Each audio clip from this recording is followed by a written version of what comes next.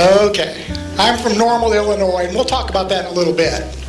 But thanks again for coming out. So this is where my wife Cindy is from. You may have heard about it. It's a little town north of here, Atlanta, Georgia. She's a Southern girl. She uses her Southern accent, as she says, when it's needed. I have been on the receiving end of her Southern accent many times. Not long ago, I made a reference to her Southern accent again, and I got the look. Now, you spouses, you know what the look is, right? How many spouses know the look? No, okay, we have some brave people that admit that. I got the look when I made reference to her Southern accent again. She immediately told me that she needed to drive her parents to LA, and I was now going to drive. Now, what she didn't know is I had always wanted to go to Los Angeles. I thought, cool, a long road trip, but I've always wanted to go to Los Angeles. Her plan backfired. It didn't take long for me to realize that LA is not Los Angeles, but what? Anybody? Not Louisiana. Lower Alabama. We went on a road trip to LA, Lower Alabama. On this road trip, I was introduced to a lot of colorful phrases and words that I had never heard before, and I never get this right. One of them was, it's coming up a bad cloud. That means it's going to rain. But the deeper we went into Lower Alabama to places like Opp, Luverne, Plattsburgh, Petrie, do you know these areas, those Lower Alabama? A curious thing happened, a surprising thing that surprised me was that I became very curious about the land and her people. This is my mother-in-law Betty, who was my guide for this trip into Lower Alabama. She took us to her old homestead where her family raised cotton, corn, and peanuts. Betty is one on the left. She was also a lifelong quilter. So on this road trip, Betty was my guide and taught me about the culture, history, and food of Lower Alabama. So when we got home, I became curious about these same things in Florida, the history, culture, and food of Florida. So I embarked on a 3-year project to explore Florida's back roads and discover the old Florida cooking and food traditions. I did that for about 3.5 years, and that eventually ended up with the book Florida Soup, Putting History on the Table. These are some of the words and phrases I learned about in completing this 3-year project. Worm grunting. Is there anyone who knows what worm grunting is? A couple people. Good. We'll talk about this more in just a little bit. Larder. Yeah, normal Illinois person, I didn't know what a larder was. Normal, we called it a pantry. Croaker sacks. We'll talk about that in just a little bit too. Monkey fishing. How about monkey fishing? Anyone ever heard of monkey fishing? Good, good. We'll talk about that. Dark Nights April. That had something to do with planting peanuts and crops by the moon, and learned that from the Farmer's Almanac.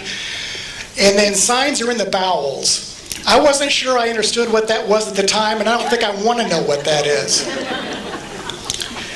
But first and foremost, I am a photographer. And so I have 729 slides of photographs to go through, and I want to talk about each one in close detail. Of course, I'm kidding, but I did want to introduce you to some of the characters that I was introduced to from this 3-year project. This is one of the first sessions I completed. This is brother and sister Vera Miles and Floyd Pravat. I actually got lost trying to find their place because it wasn't exactly on Main Street. But I found their place. They had me come in, sit in their best rocking chair, gave me a huge, huge glass of sweet tea, and filled me in about growing up in rural Florida. One of the first things I noticed was they didn't have air conditioning, not even a window air unit. Fortunately, they had a screen door that there was a nice breeze coming through, but things hadn't changed much for them. Everything they needed for food and cooking back in the day, they either grew or raised, from chicken and eggs to vegetables to pork. The occasional beef was supplied. But things that they didn't get, or they didn't grow and raise, they and their parents got by steamboat on the St. Johns River. Now, do you all know about the St. Johns River? It's one of the few rivers that flows from south to north. But to get from Jacksonville on the river with the steamboat heading south, they were actually going upriver. It's very confusing, at least it was for me. But there used to be a lively commercial fishing industry on Lake George. The St. Johns River goes through Lake George. And these fishing crews would go out and for catfish.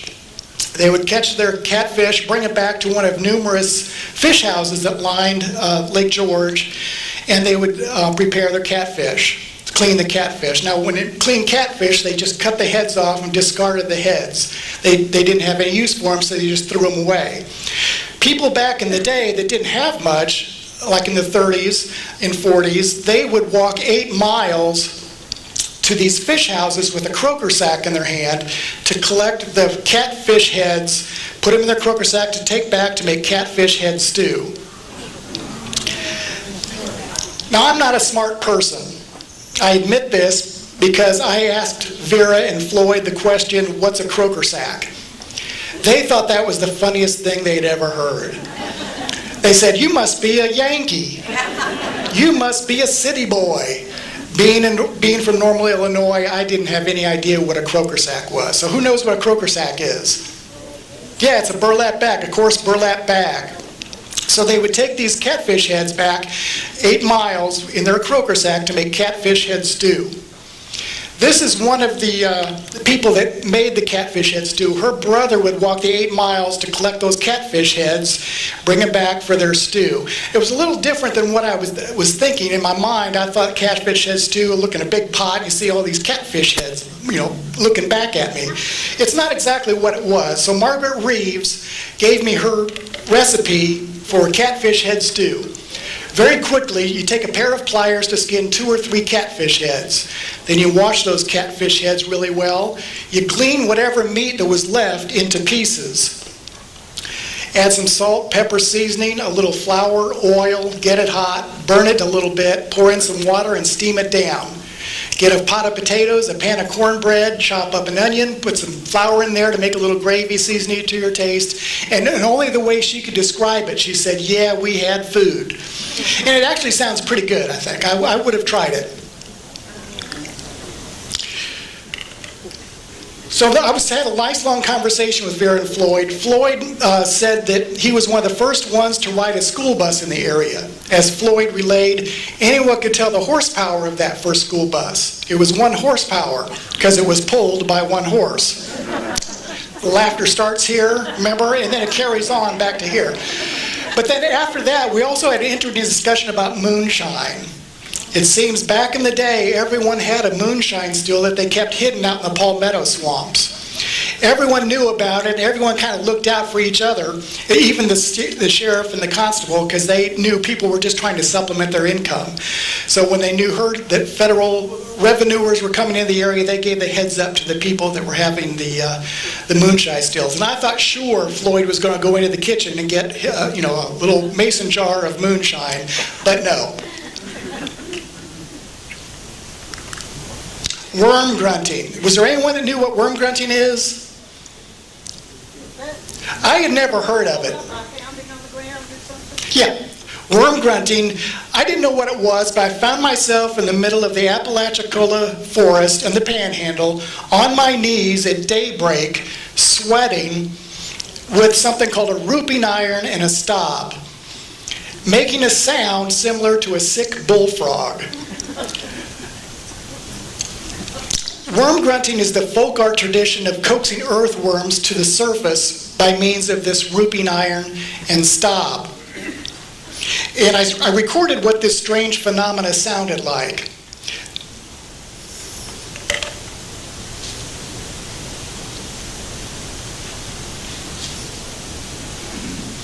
They would pound this wooden stop into the ground, and then they would take this rooping iron and rub it across the stop.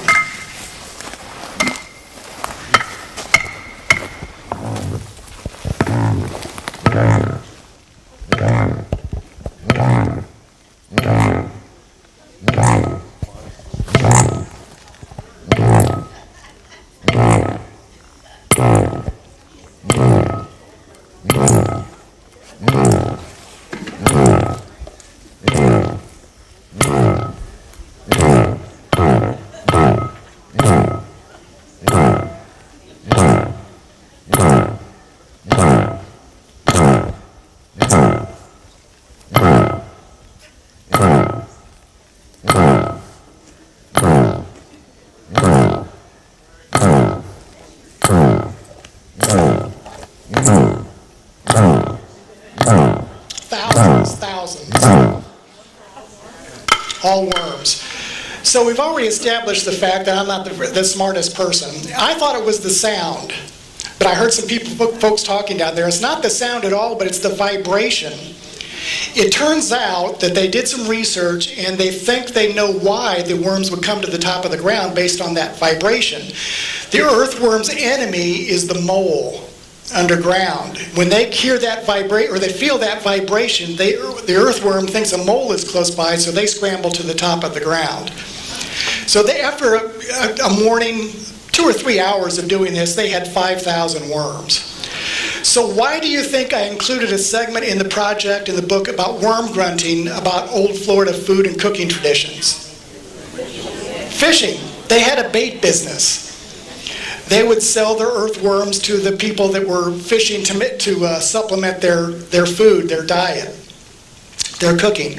There's another reason. Anyone guess what that second reason why I included worm grunting and worms in a project about food and cooking?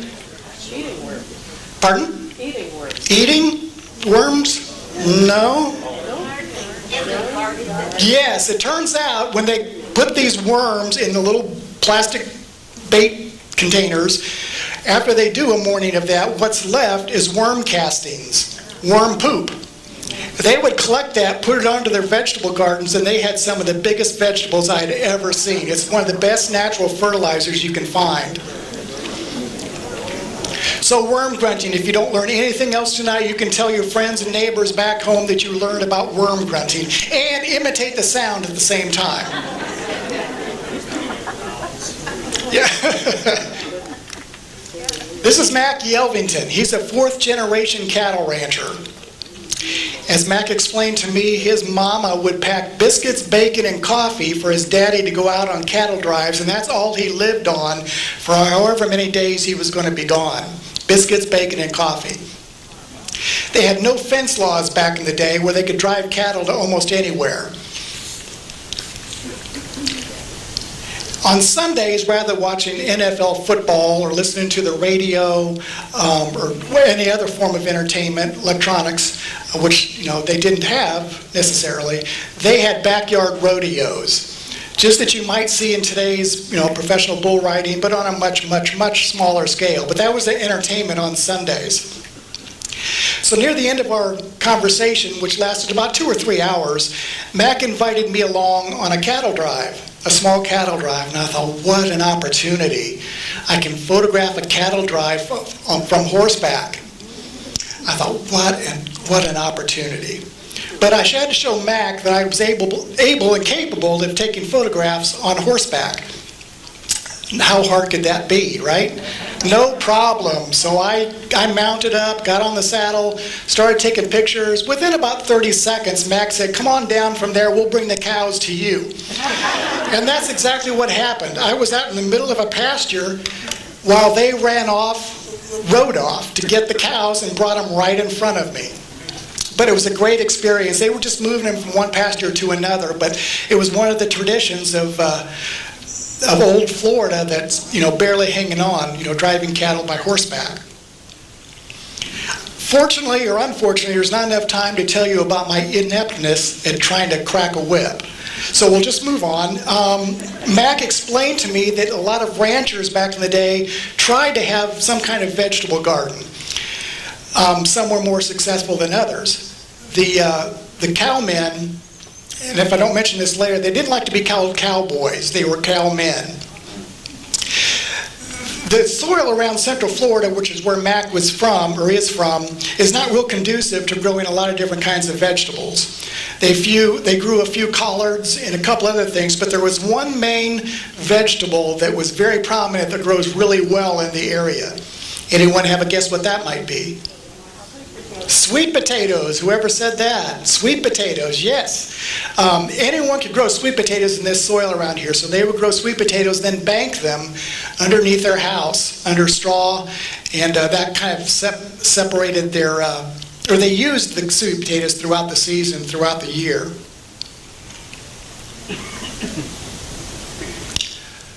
This is father and son Billy and Jody Ruth.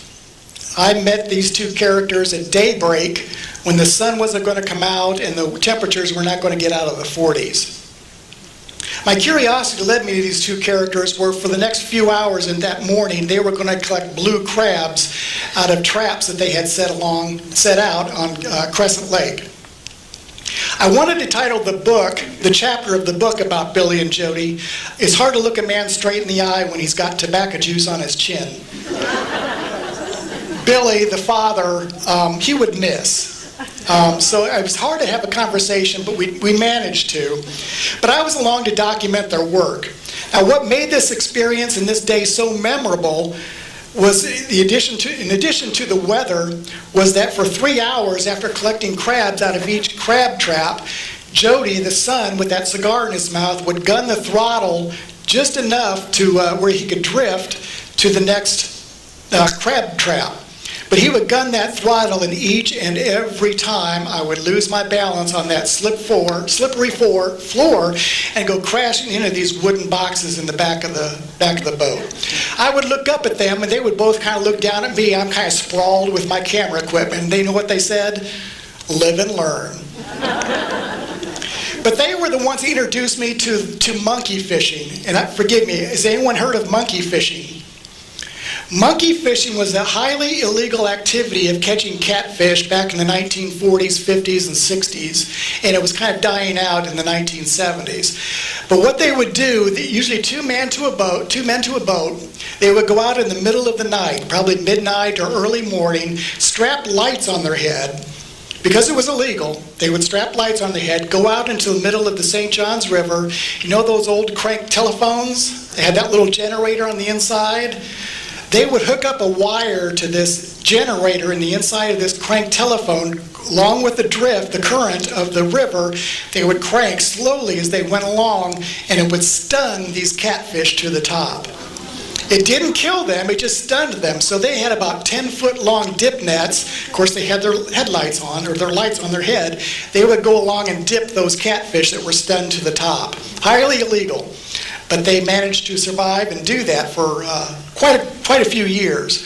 But there were game wardens out, and I heard about some, chases all along the river, between the game wardens and the monkey fishermen. The monkey fishermen usually won because they knew all the bays and the tributaries where they could go hide, and of course they by then turned their light off. So they usually outran and outfoxed the game wardens. Monkey fishing. So you can also tell your friends and neighbors you learned about monkey fishing. This is Dick Jones. He's probably one of the best storytellers I ran across during my 3-year project. He was energetic. This is an old pole barn. We met at his old bunkhouse where he kept cattle back in the day. But our main conversation was about the Depression and what a lot of the folks did back in the day to support themselves back during the 1930s. Mr. Jones walked about 16 miles to where their family orange grove was and picked oranges, took them back on a wagon 16 miles when they would just sell them for pennies when they got back. As I said, it was one of the best storytellers I ran across, and I finished up our conversation, which lasted about 3 hours. He showed, all about the bunkhouse. He had a nice garden. And as I'm putting away my camera equipment and my audio recorder, he says, "I have one more story." So because you might not believe me, if I just told you this story, I'll play it for you. You go out and catch them pigs and mark them when they're little. And if you keep the old mama from eating you up. But anyway, you'd mark them hogs in and you'd cut them, and then when they got big enough, he'd bring them up in, fatten them up, and eat them. Yeah, he wouldn't waste a bullet on them either. You hit them with an axe. Man, I hated that job. I had a damn chicken heart anyway. Did you know these guys would come here to help butcher them hogs? They'd drink that blood like you would a Coca-Cola? Yeah. You never seen nobody? Oh, man.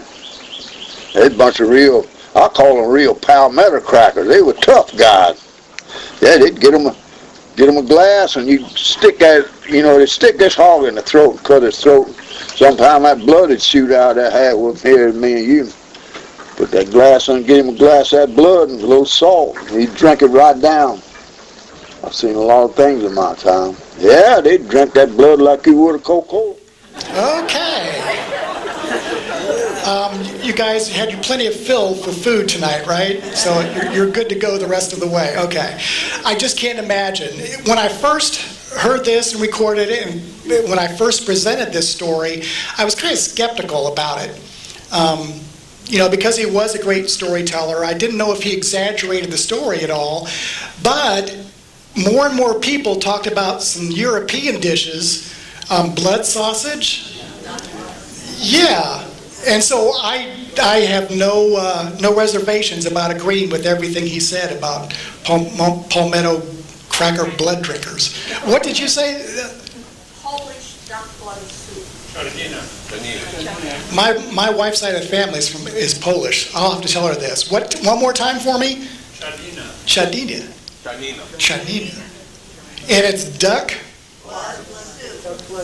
blood soup. Wow. Really?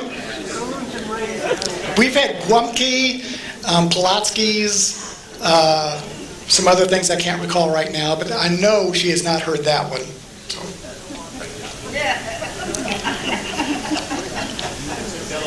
Is it? Do you know what one of the delicacies was back in the day that's now endangered?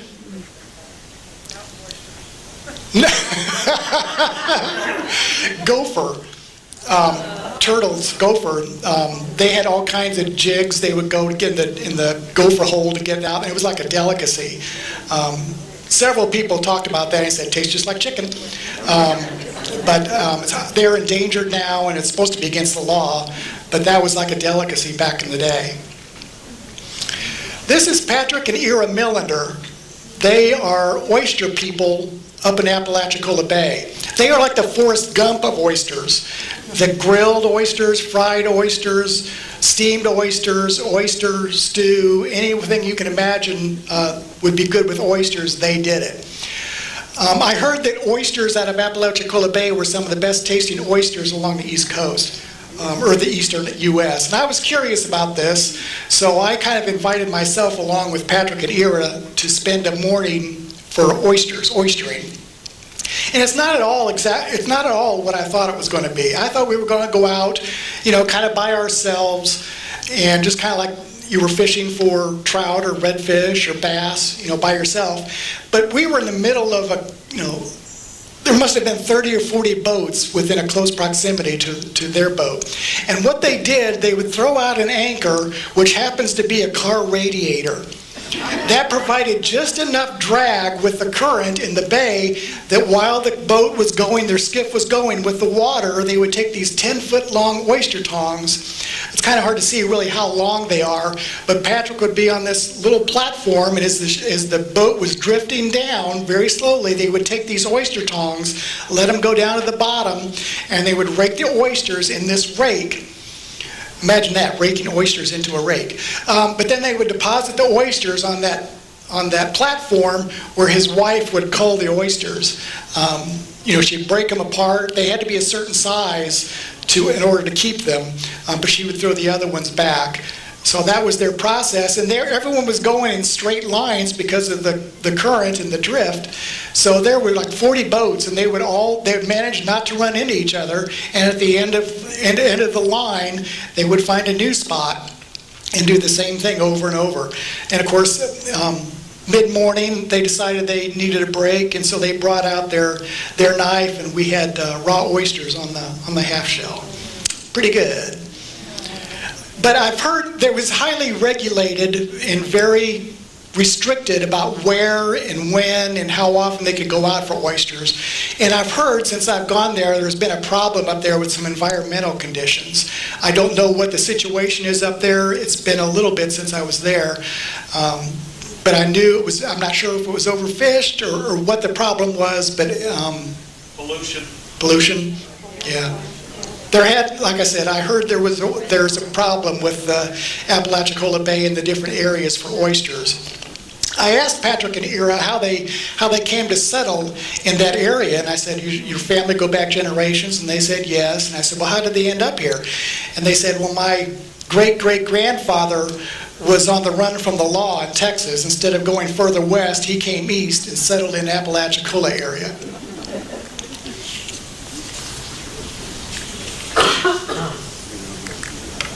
Now, one of the interesting things I found during this 3-year project was that I was actually documenting ways of life that are disappearing. These folks are holding on to their traditions that have been in their family for generations and generations. And I didn't really realize that until I was almost nearly done. I mean, I knew it was old Florida, it was cooking and food traditions, but I didn't really realize the effect that, modern technology and a lot of different factors went in to why their livelihoods are disappearing. This is Abe Swan up in the Panhandle. He's like a third-generation sugarcane syrup maker. His grandfather made it, his father made it, Abe makes it, but his children and grandchildren don't want to have anything to do with it. So every November, it's down to him by himself mainly, and he's older and he can't really do it like he used to, so he's afraid within his family that tradition is just going to die out. This is him out in his sugarcane field. And this is in his old kill and kettle, sugar kettle. So his friends and family have no problem coming in on Thanksgiving, which is about the time that he was making the sugarcane syrup, have no problem of using all that sugarcane syrup on biscuits and everything else, but they didn't want to get involved anymore with the process of the work that goes into sugarcane syrup making. So he fears he's the last one in his family that's going to be involved and dedicated to sugarcane syrup. This is Doyle Connor Jr. His dad was actually agriculture commissioner for the state of Florida back in the day. I think the 1960s, 1970s, something like that. Doyle is very committed to preserving anything having to do with Florida history. He says he's spreading the gospel of Florida. He's been known to ride his horse into the middle of a school auditorium to teach school kids about preserving Florida history.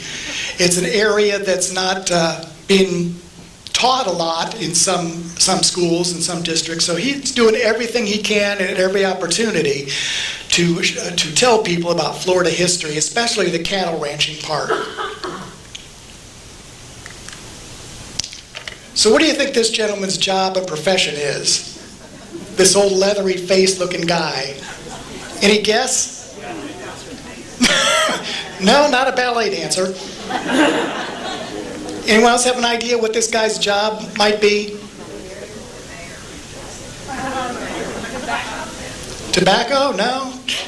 Lumber? No. He's a commercial fisherman. I spent some time in a couple historic fishing villages of Florida, Mayport and the Cortez area, and it's another industry, commercial fishing in general, that's kind of dying away. It's been farm-bred shrimp and different fish species.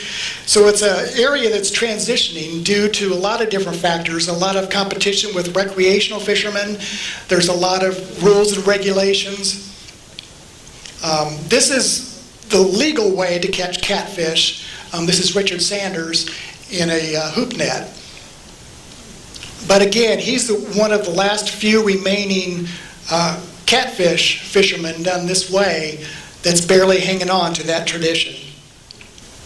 I went out with the shrimper and spent a day with him, and the regulations and a lot of problems got so much with Randy Jackson that he eventually moved away from the area just because he couldn't make his living and livelihood with being a shrimper. It's just a Portuguese shrimp seller in a cooler. A net maker and a net repairman. This gentleman's out of Mayport. Anyone been up to Mayport and been to Kingsley Plantation, that whole area? It's an interesting area.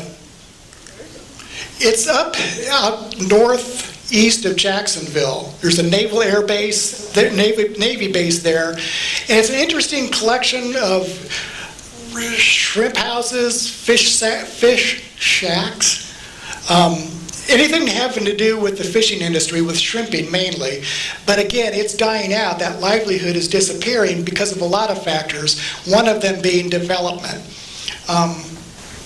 This is one of the fish houses where, after my day of being out with a shrimper, I was given a whole big cooler of shrimp. And this is the shrimp house where they would go and separate those different sizes of shrimp. From what I've heard, they sold out to a condominium developer because they just couldn't make ends meet anymore. So you see a lot of that encroachment and development playing a part into some of those disappearing livelihoods with the fishing villages. Finally, I want to introduce you to Francis Price. I was fortunate enough towards the end of the project to be introduced to sit down to a home-cooked meal made entirely on a wood-burning stove. This is up in Bluntstown, Florida, up in the Panhandle. We're going to have field peas. Everything we're serving is home done. So, okra and peas. We're going to have rice and fried chicken and biscuits and, oh, my baked sweet potatoes. Everything came from the hogs and chickens. Those were and of course we always had milk from the milk cow. But we didn't eat the milk cow. We didn't eat the beef. The beef was kind of like cash. Because cows, they could fend for themselves in the woods. We had open range. They could go anywhere they chose. It was up to people to keep them out of their fields, out of their yards, out of the roads. This is a typical meal. But see, my mother would have had to catch the chicken, clean it, cut it up, and cook it. It's slow, but it'll get us there. That's why they boiled a lot of stuff. It's because they could just put it on and go about the laundry or whatever they were doing. Go in the garden or whatever. Well, and I loved my mama, and I admired her and her mother and her mother. I knew all those ladies. And so I'm trying to just bring it all together. It's the same. It's just a different generation. Hey, it wouldn't bother me if electric went away. Right. As long as I have water and wood. Right. Okay, let's see how the biscuits are doing. Mm-hmm. You need more fire in it? Yeah, need some more fire in it, I think. What I want them to go away from here knowing is that you don't have to have electric to survive. Mm-hmm. You can survive without electric.